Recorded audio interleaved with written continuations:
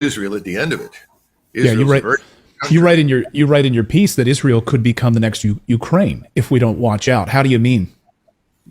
Well, first of all, Hezbollah that sits up in the north is not simply backed by Iran, but we estimate they have 100 to 150,000 of their own fighters. Plus, some estimates are between 130,000 and 140,000 rockets and missiles, of which at least 40,000 are extremely precise.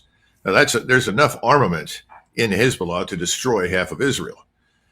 Hezbollah has made it clear that if, in fact, the Israelis march into Gaza with the objective of rooting out Hamas and without regard, frankly, to the loss of life there, and, let's be honest, if you're going to march into a city and fight, the notion that you can pick and choose your targets is absurd.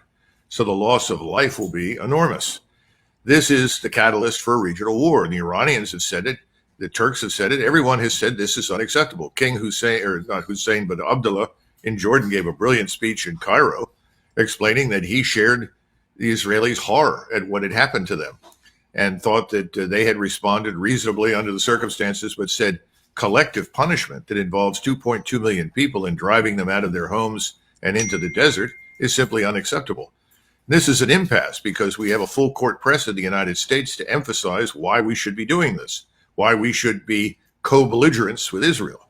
And that's effectively what we're becoming in a very real sense. And that puts us at risk of confrontation with Iran, with the Turks, and with Russia. Israel over the weekend saying that they will consider civilians who are in the northern part, remain in North Gaza, terrorist accomplices, quoting.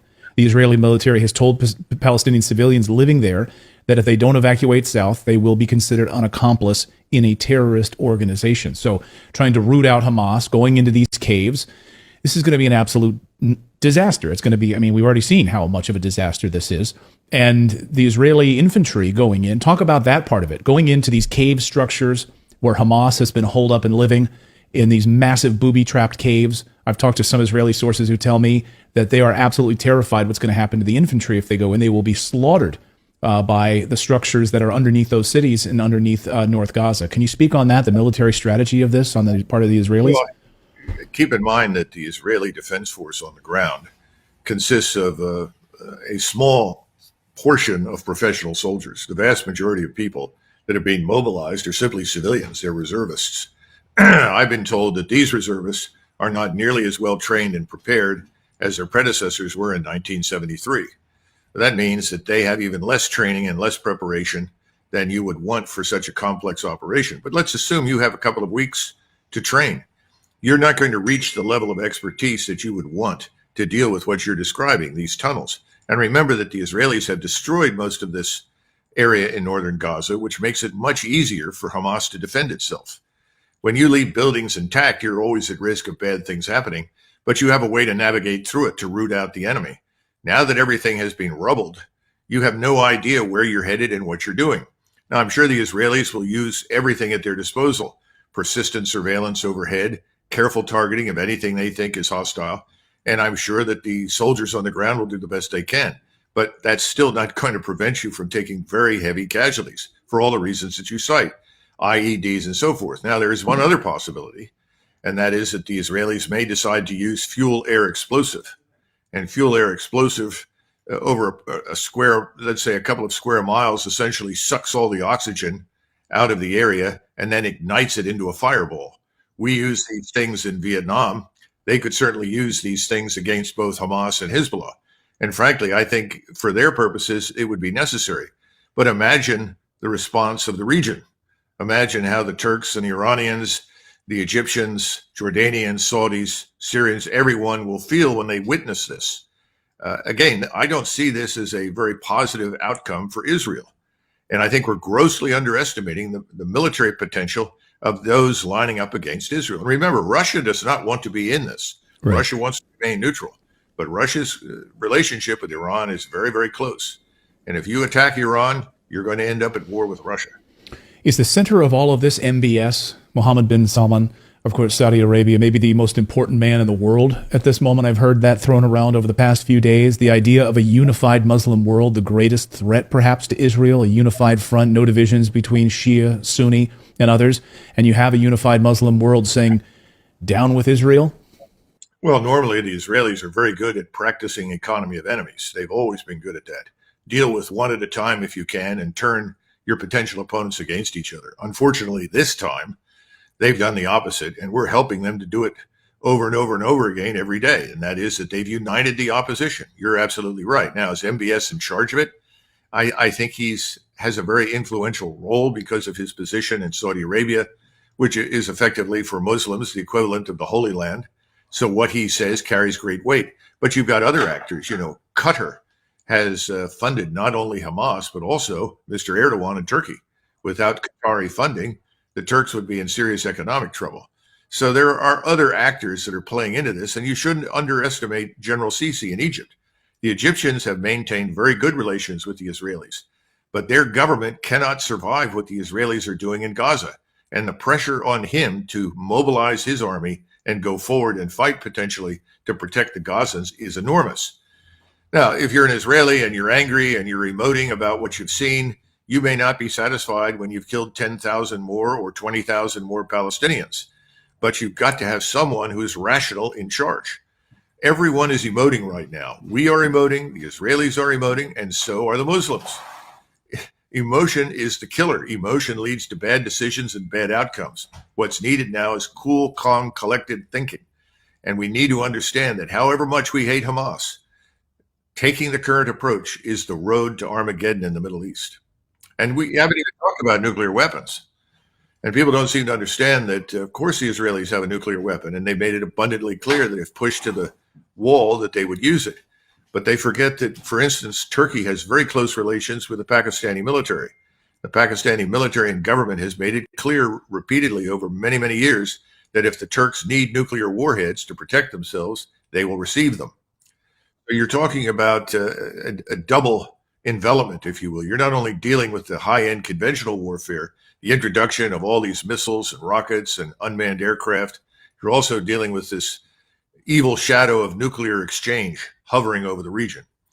So I keep advising anyone who will listen, back off. Think about this carefully. And I'm very grateful that the Israelis to this point have not yet gone in. That gives us breathing space. We need that. Secretary Blinken yesterday said that he sees no indication that Israel wants to control Gaza in perpetuity. Do you buy that? Gaza has been a huge problem for a long time. Many Americans are unaware of it, but during the Camp David Accords discussions, Menachem Begin actually offered Sadat Gaza, said, please take it off our hands. We don't want it. And at the time, Sadat said, I've got so many problems inside my own country, I can't take on any more. As a result, Gaza has been this island of misery and misfortune. Now, you could certainly blame that to some extent on the inhabitants, but people have referred to it, not without reason, as the world's largest open-air prison or concentration camp. Now, the Israelis have had to take stringent measures to protect themselves because Gaza is a permanent thorn in their sides. So I don't think they want it. I think they would like to remove it. The problem is if you push 2 million or 1.5 million or whatever it turns out to be Arabs into the Sinai, which is the real plan I think the Israelis would like to follow, you've just pushed the problem 20 miles away. Right. Hamas is more than people. It's an idea. It is steeped in hatred, but it is widely regarded in the Middle East because they will not surrender. It's a hydra, right? Is it fair to call it a hydra? I mean, and it's not even top down from what I understand. It's not like you have some leader sitting at the top. You have a multiple headed hydra that you cut one head off, it'll just keep popping up.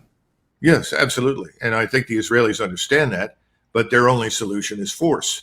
I think you have to somehow or another rob Hamas and others of their raison d'etre. Now, how do you do that? Well, you've got to reopen discussions about the future of the Palestinians, which is something else the Israelis don't want to do. They don't want a two-state solution. They regard that as a threat to themselves. And you have a substantial portion of the people supporting Netanyahu who think this is their opportunity to create a greater Israel that reaches from the Jordan River to the sea. Now, I understand all of these things. I'm an American. I'm not an Israeli, and I'm not unsympathetic. But I don't think it serves Israel's interest to pursue these goals. And if they do, we and they are going to be drawn into a very large regional war in the Middle East. And what have we got to send? We can certainly send ships.